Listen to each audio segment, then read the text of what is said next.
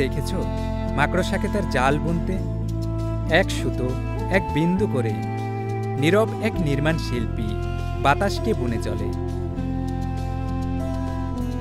কি সূক্ষ্ম, কি নিখুঁত, আবার কতটা ভঙ্গুর। তার এই ঘরে আছে এক অদ্ভুত রূপক। আল কুরআনে আল্লাহ বলেন, যারা আল্লাহ ছাড়া অন্যকে অভিভাবক বানায় তারা মাকড়সার মতো যে ঘর বানায়। আর মাকড়সার ঘরেই তো সবচেয়ে দুর্বল ঘর, যদি তারা জানত। আমরাও তো জাল বুনি, না সুতো দিয়ে নয়, স্বপ্ন দিয়ে, অহংকার দিয়ে, মানুষ দিয়ে, টাকা দিয়ে। এক একটি সম্পর্ক, এক একটি সাফল্য, এক একটি নিরাপত্তা আমাদের তৈরি করা জাল।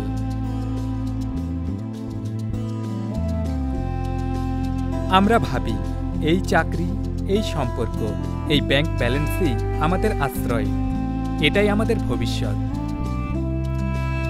কিন্তু যখন ঝড় আসে, একটা ফোন কল, একটা ব্যর্থতা, একটি মানুষের বদলে যাওয়া, একটা রোগ, একটি দুর্ঘটনা, সবকিছু যেন হঠাৎ করেই ছিঁড়ে পড়ে।